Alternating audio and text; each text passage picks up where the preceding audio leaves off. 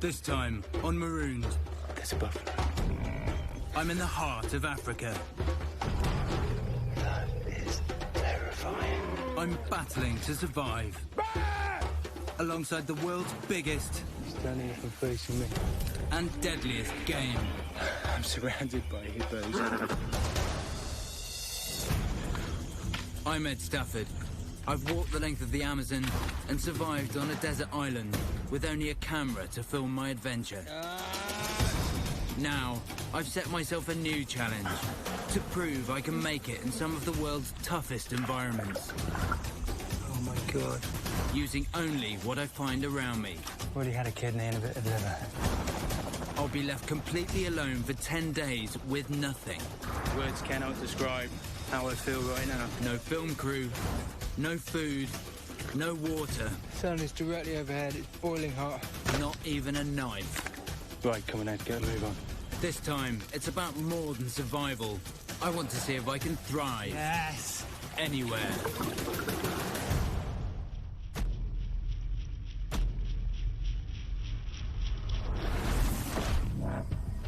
About to be dropped into the middle of the African savannah. The adrenaline's kicked in already. Every sense is firing. I'm in Rwanda, just a few degrees south of the equator. This is the heart of Africa. After a civil war in the 1990s that killed nearly 1 million people, Rwanda is now re-establishing itself as a wildlife refuge. Rare gorillas can be found in the west, but my home for the next 10 days will be the remote wetlands and grasslands of Akagera. I want to do more than just survive in this alien environment amongst dangerous animals. I want to see if I can thrive alongside this iconic wildlife. I'm dropping into a high plateau with no rations, no survival equipment, not even any clothes. All I have with me are my cameras. I'll be relying on what's around me for all of my needs.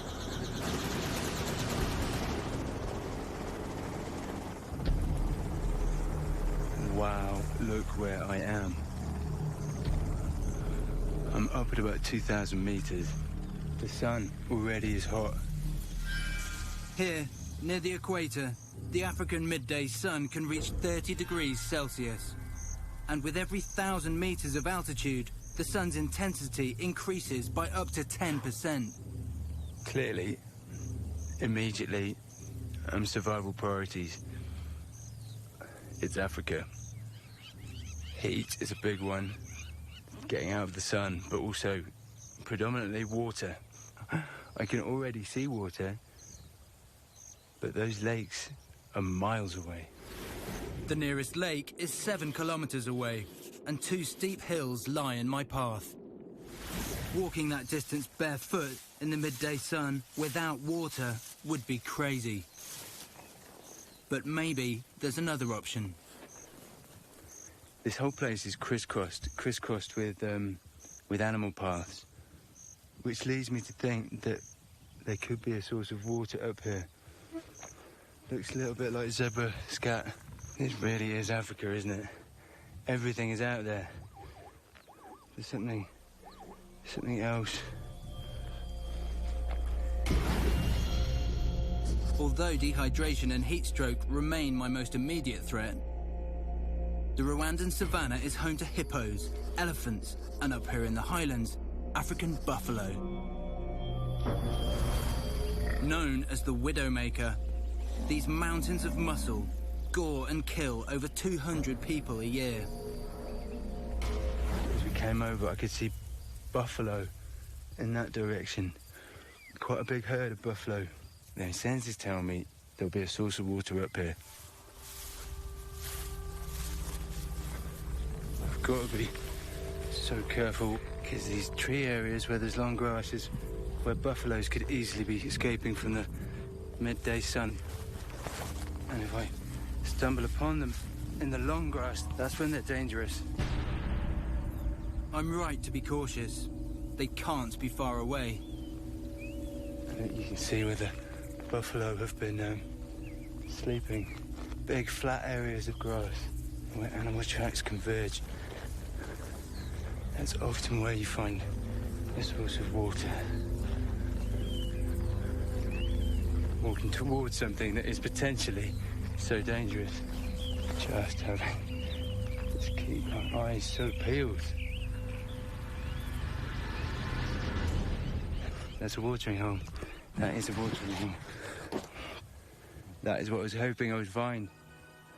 Drinking from a potentially stagnant mud wallow without boiling or purifying the water is a risk. But I have no other option. It's somewhat muddy tasting, but it's good. It's fresh. And the mud will serve another vital purpose. Just give myself a little bit of protection immediately from the sun. It might crack and flake off, but it's going to create some sort of barrier, isn't it? I've combated my two immediate threats of dehydration and heat stroke. But I still have no protection from the wildlife. I can't afford to get complacent for a second. There is some grunting down there. There's a buffalo. Lone, older males that have split from the herd are known to be particularly dangerous. First encounter with a buffalo, on foot, naked, ever in my life. With no weapons or escape route, I'm taking a punt on aggression being my best form of defense. Bah! Bah! Bah! Okay, he's dropping off. Part of me's going, shouldn't have shoot him off, but he's a danger, Ed. He is a threat. He is a threat, and you need to get on with stuff, so having a lone male buffalo lurking around, and you don't know whether he's a grumpy one or not. No, it was the right decision. The long elephant grass may hide potential dangers, but it allows me to cover myself up, something that always helps me to feel I'm taking control of a new environment. It's the dry season, with little threat of rain.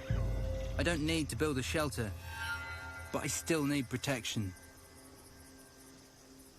I'm going to sleep underneath this tree. Partly, I figure, because, obviously, if I base myself somewhere where I've got shade, that's good. And obviously, in terms of escaping from animals, I can escape up into the tree if that's necessary. The other thing, clearly, I would like to do on day one is get a fire going. If I can get a fire going, I'm going to discourage any animals coming towards me at night. Dusk falls at around 6 p.m. every day near the equator, and the light is fading fast. Thistle has this lovely, pithy core in the middle of it. It's hard around the edges and it's soft in the middle, which is perfect for fire draw. I've used this bushman technique countless times before. But even in the dry African savannah, there's no guarantees it will work. Can't get an ember out of it, so I might have to change the horse board, I think. To get enough friction for fire, I need the board and the drill to be the right mix of wood.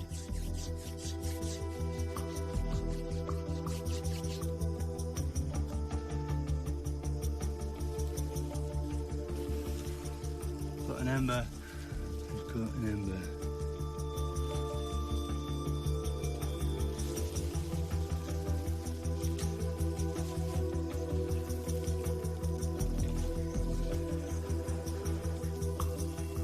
After nearly an hour, fire at last. Yes! Yes, yes, yes. On night one, I've got myself a fire.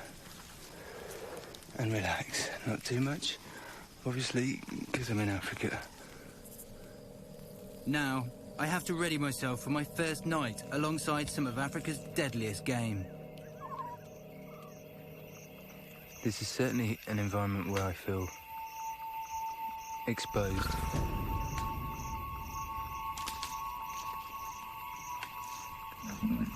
So if I wasn't bum a fire, I have to admit I would be very apprehensive at this stage.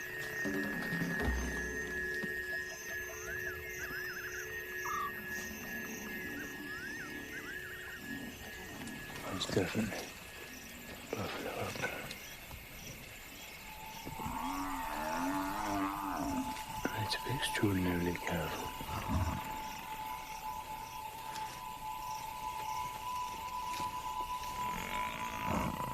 They are there, because I can hear them, but they're out of sight. If it charged you, you're pretty much dead. If you run away, you're pretty much dead.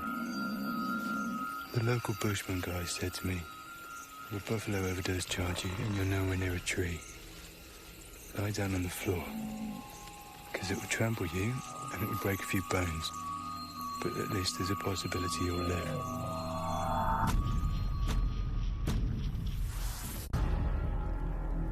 I'm Ed Stafford, and I've survived my first night alone in the Rwandan savannah, surrounded by some of Africa's biggest killers. It's a buffalo in the watering hole, but it's a lone buffalo.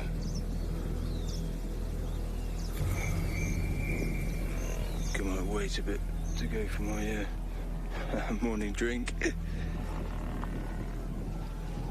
Okay, that's 4 more buffalo that are approaching from downhill.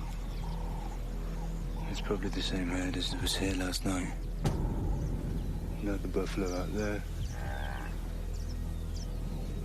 And they're very aware I'm here. They're looking over here. Let me just let them move on.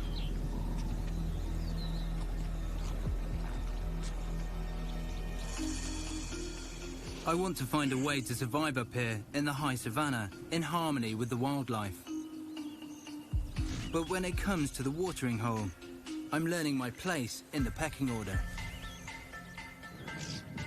That's not actually brilliant news. Look at that. Buffalo seem to have drank most of this water source.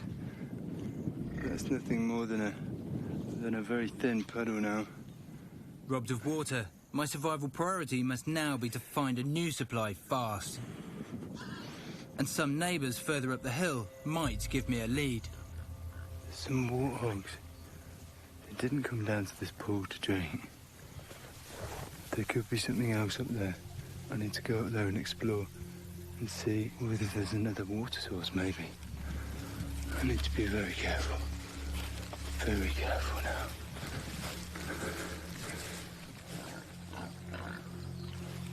Ooh.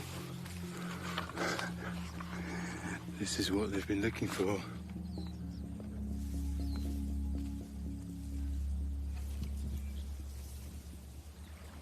I'm just gonna get a handful of grass and mop up all the algae off the surface so that I can get a clean drink. This natural well should provide an endless supply of fresh water. Morning brew.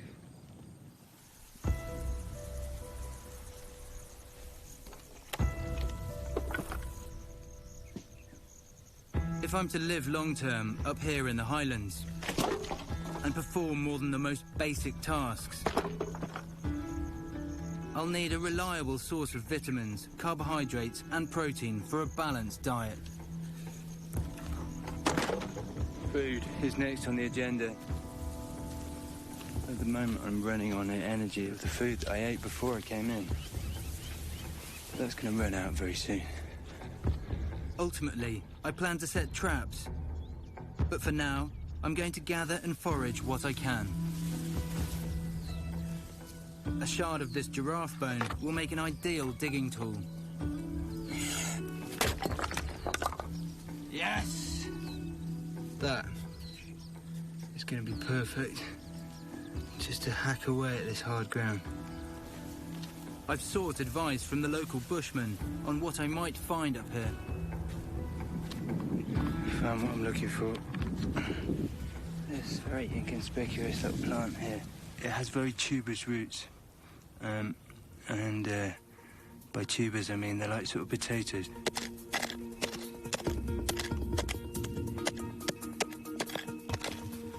ground is incredibly hard.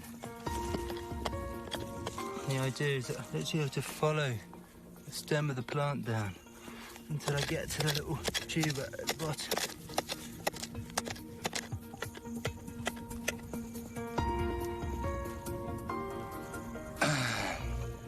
This here is my my produce from my digging. I've now been digging for 15 minutes on this single plant and burnt around 100 calories. But I don't reckon my calorie intake from each one can be more than about 70. I'm starting to worry that surviving on these tubers may not be sustainable.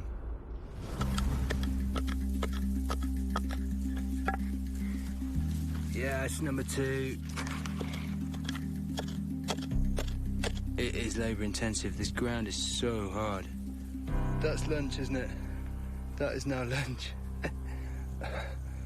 Despite the fact that I might have spent more energy than that's going to provide digging it, at least there's calories going through me, at least there's nutrients getting through me. It doesn't mean that I won't be losing weight. I think I can afford to lose weight. What I can't afford to do is have absolutely nothing going into my stomach and nothing passing through my digestive system.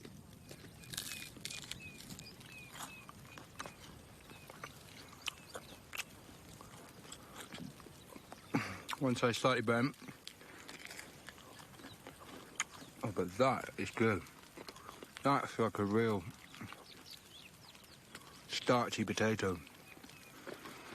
But they're not abundant, and they're not easy to dig out of the ground.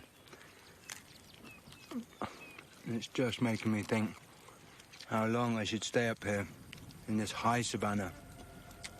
And it's actually making me wonder whether I should go down to the lake. There'll be life in more abundance.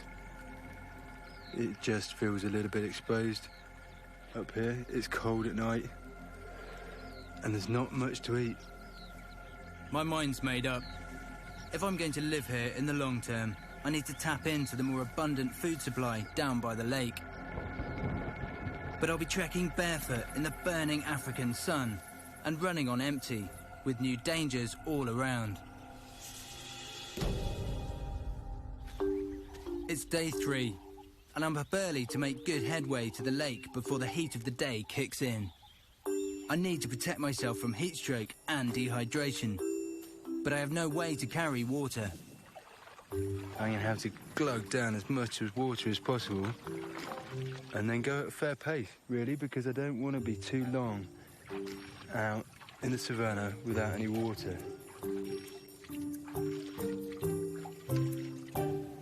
And the last thing I want to do after a full day's trek is to make fire. I'm using a neat trick. By binding dry grass tightly within a cone of fresh grass, I can keep the embers smouldering and take my fire with me. It's burning nicely. This is a massive risk. I'm leaving a trusted water source and the relative safety of my camp and heading into the unknown.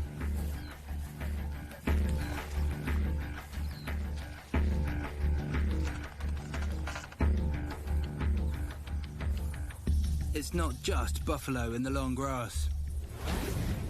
Rwanda is home to 30 species of snake, including the boomslang, the puff adder, and the infamous black mamba. I've got to tread carefully. An hour in, I'm already thirsty, but 2 steep hills lie in my path. I need to reach the lake as quickly as I can. But choosing the straightest route isn't always the best option. I know that for every metre of altitude gained, I could walk 8 on the flat. Doglegging around the hills down this valley will halve my journey time.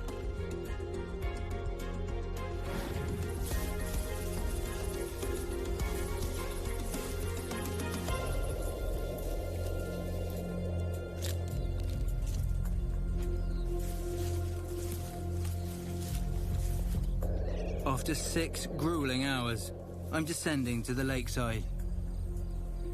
Oh, wow. There it is. open water. Already I can see there's more birds around. There's potentially fish in there. Look, you can see the... Can you hear that? That is the sound of a hippo. Adult males tip the scales at over 2 tons. Hippos are territorial and are believed to kill over 300 people a year. Right, okay. So it's a trade-off. I might be coming down here to get a more abundant and concentrated food source. However, it's not just buffaloes now. I've got a hippo, and there'll be probably crocodile as well. Crikey, that is not far away. Right, let's drop the bag and get the fire going. I'm desperate to quench my thirst, but I have new threats all around me.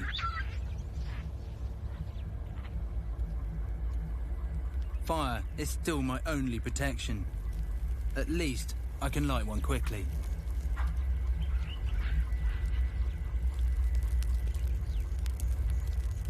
So satisfying having carried that thing for probably 6 hours now. So simple you wouldn't think that would work, but it does. It works a treat. And there's proof. I'm clearly not the only one drawn to this access point to the lake. This is a hippo run. It's got quite a distinctive belt cut out of it, cutting straight through there, which is obviously where the hippos trample down on the rushes.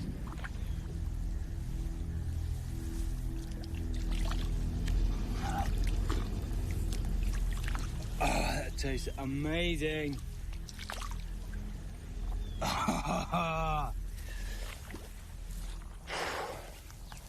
Utterly knackered.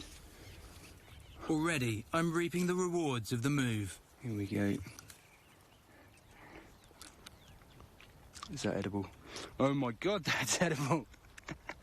It's like a really sweet raspberry. Oh, where's another black one?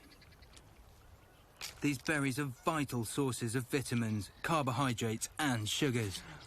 Fruit. Ah, blackberries. Wow, that tastes good. Already, I don't care what else I find. That has made the move worthwhile. This is going to make me like a natural boma. A boma is where you pull brambles and thorns and branches all around you. So you've got a big circle, and that provides your protection from the animals. It feels in my gut like the right decision to move down here already, and I know I've not trapped anything or seen any small animals apart from birds. Only time will tell if I'm right, but already those little berries, they're a godsend. Oh, re-established now that I've blocked off the walls to this boma. It's not daytime I need to worry about, it's the nighttime. Hippos stay in the water during the day, and then at night they come up onto the land to graze. And it's at night time that I need to be careful.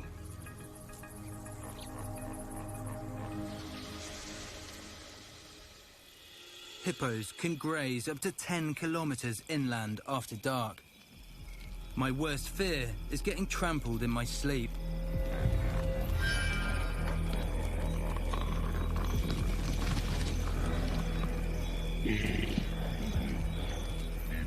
That sounded more like a dinosaur than a hippo. They ain't far away, that's for sure. The most dangerous place to be is between a hippo and the water. And they're now splashing and coming onto the shore. It's not just a hippo. I'm surrounded by hippos. Protected by some thorn bushes and a fire, but with a big tree to climb.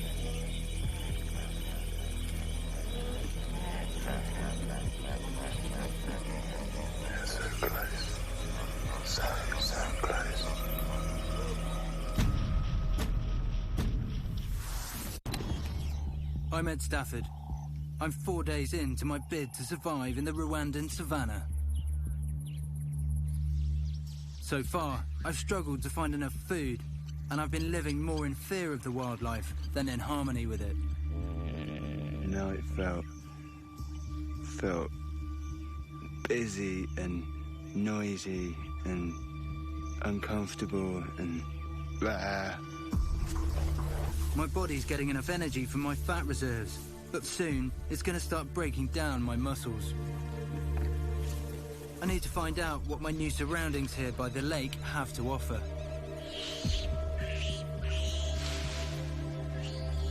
Just picking my way down the trails that are clearly bashed out by the hippos.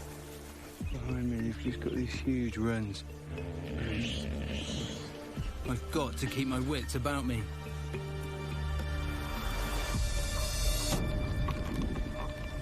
Wow. Look at that. He is 30 meters away from my camp. Just lying down there in the rushes. On land, hippos can reach speeds of up to 30 kilometers an hour. He's just spotted me. There he is. He's standing up and facing me. He was down by the water. He's got his escape route, straight into the water. And he saw me, and I'm 10 meters away. And he disappeared off into the water, into the lake.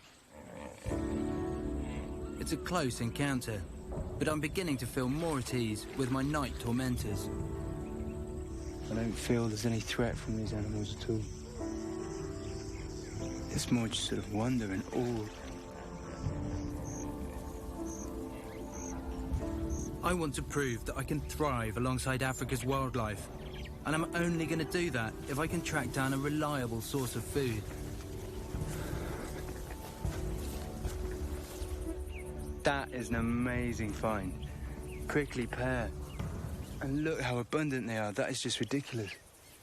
Prickly pears aren't native to Rwanda, but they've been used as natural cattle enclosures because of their spikes. Prickly pear have very, very massive spikes, but they have very, very fine hairs on the actual pear as well. I need to be quite cautious and careful when I'm taking the pear off so that I don't get spiked.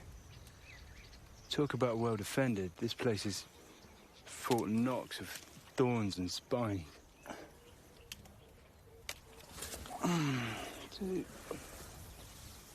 The flesh in the middle is very similar to kiwi, incredibly nutritious, and I've got 3.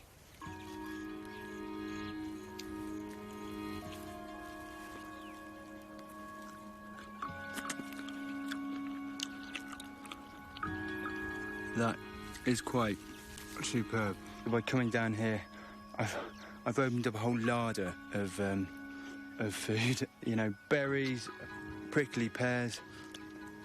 I think it was definitely a good move. I can survive on what I've already found, but in order to live here long term, I'd need some protein. So that's what I need to focus on now, is protein. I'm over halfway through my time in Rwanda, and now I'm going to turn hunter as well as gatherer. But to do that, I need to tool up. This bush here with the huge flat leaves is excellent for making cordage out of. Very flexible, very strong. My first target will be the bird life down at the lake. I've made snares. 1, 2, 3. And they'll form part of my bushman's bird trap. The snare is spring-loaded by bending this branch. The tension is held by a trigger stick delicately balanced on the top of the bait. The slightest movement will release the spring and tighten the snare around my prey. So the bird has to go over the top, through the noose, peck the berries, noose tightens. It's caught. I'm quite happy with that, but it's taken all afternoon. I'm pretty sure that that was a big fish that just flapped. There must be an abundant source of protein in the lake. So with my next trap, I'm hoping to catch fish. I'm making a standard funnel trap, a technique used by indigenous cultures all over the globe. I'm going to draw the fish in through this wide opening with bait and trap them in the surrounding shallow reed bed that I'll bolster with mud walls. Once in, they'll struggle to find the narrow escape route. That was just a very, very loud hippo grunt. Just the other side of this papyrus, maybe 10 meters away. I've made traps like this countless times before, but never in the territory of such dangerous animals. I need to get this finished and bait it up with termites as quickly as I can. Now, it's just a waiting game. Trap still set. So far, I've not got anything. Patience, Ed, patience. It'll come. I spend the next day foraging around my camp. But the more time passes, the more I'm beginning to crave protein.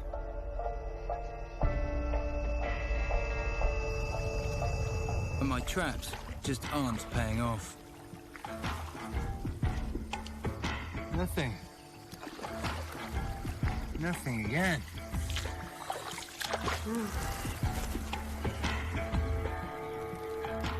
I'm at the stage where my brain has started to slow down a little bit. I'm stumbling over my words.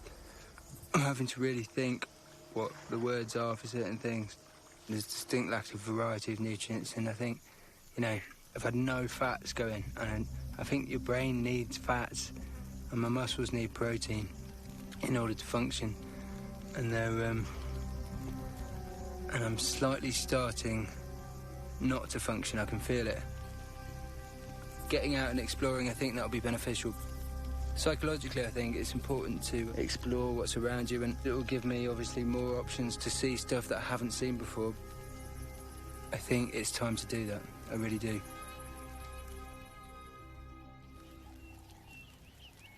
Morning. It's another overcast day, which is quite good for me because I'm going to go walk about.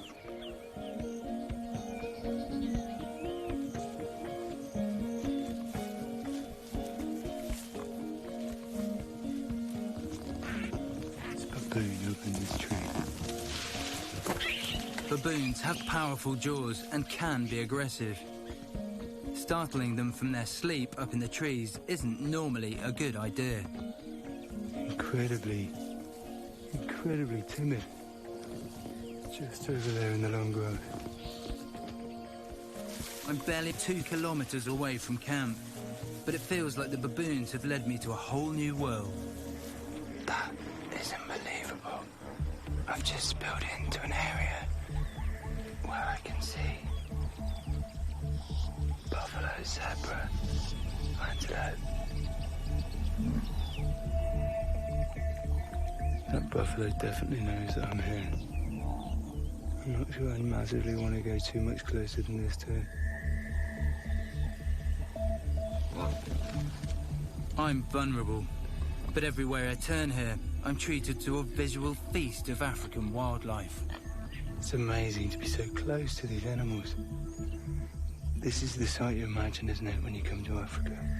Herds of zebra, herds of antelope, buffalo intermixed between them. It's breathtaking. But up ahead, something catches my eye that gets my heart pounding.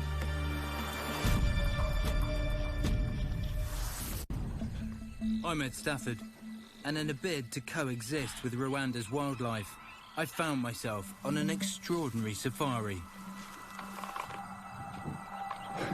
Look at this.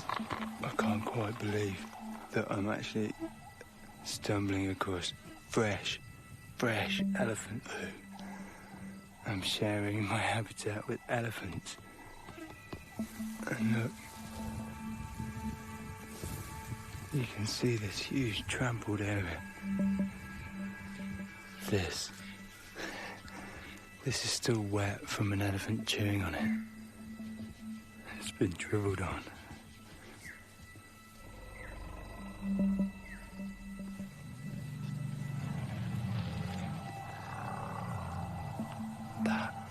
definitely the sound of an elephant over there.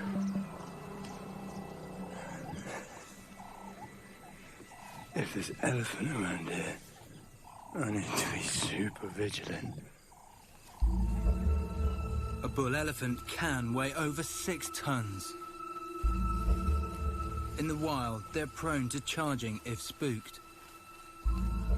But I have to get eyes on these most majestic of neighbours. No way.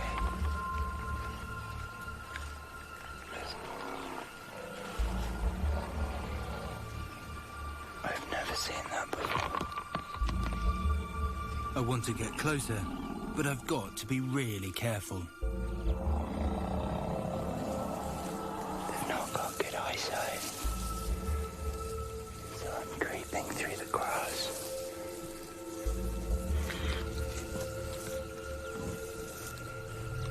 There must be about 8 or 9 elephants here.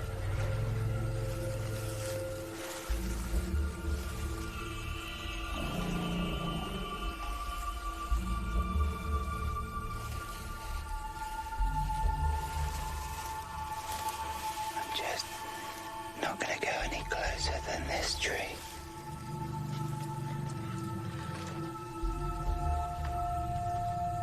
That is quite incredible.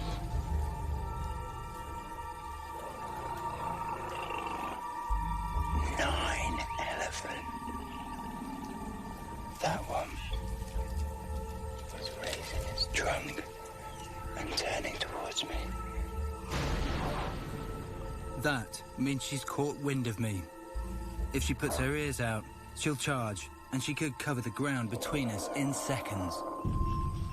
That is terrifying. Fully admit I am scared. That is one of the most extraordinary experiences of my life. Oh my God. My heart was thumping. Absolutely thumping. Right, let's go. And just when I thought this incredible landscape had given up all its wonders,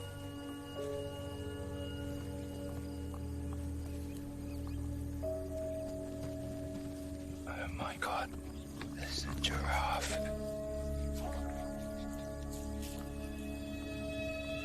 A majestic beast. Absolutely, just such a feeling of peace. Amazing. Absolutely extraordinary. This is the Africa that I wanted to experience. This is the Africa that I wanted to live alongside.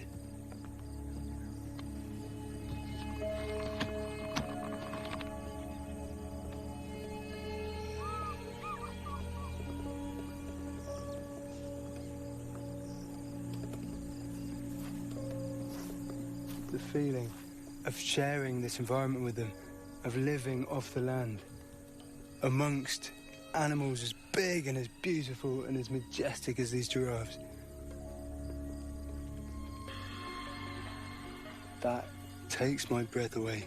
I have to say, that takes my breath away.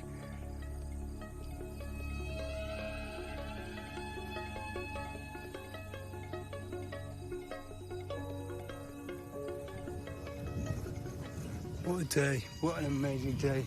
I've been too focused on my own little world and surviving, on eating praying mantises and berries and prickly pears and keeping my fire going. But stop all that worry, stop all that small world mentality.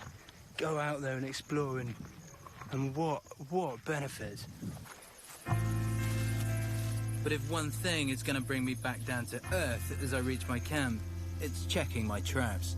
I can see already that my bird trap hasn't sprung. Now, all my hopes for a decent meal hang on my fish trap.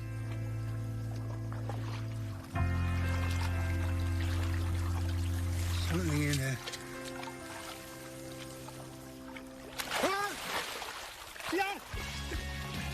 And finally, after days of waiting, a huge catfish. Look at that! Look at the size of it. I'm sure there was another one in there.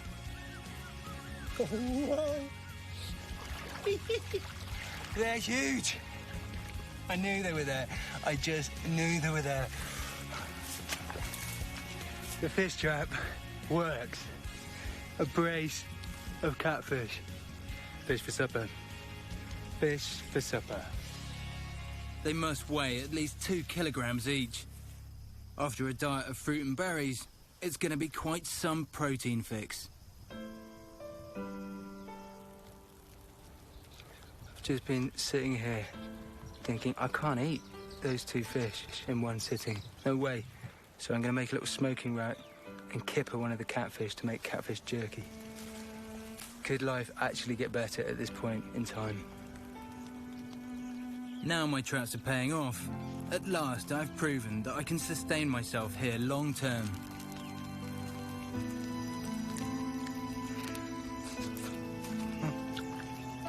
That is what my body needed.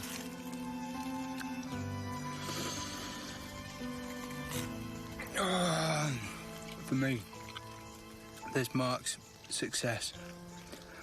And suddenly, life isn't about survival. Life is about enjoyment. This meat is incredible. I've just eaten half a fish in a matter of seconds. Perfect way to end the day.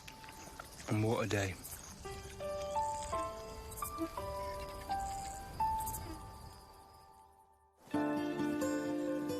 Living alongside such magnificent creatures has been a privilege I shall never forget.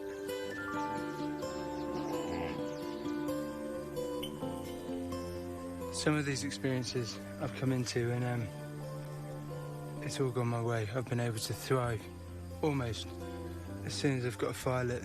Some of them, it's been harder. Some of them I've really had to scrabble around to even just survive. Put the basic calories in me to get myself to a basic standard of living. Here I would say we've had the full evolution. It's been hard. I've been really struggling to put enough calories in me initially, and then it's clicked.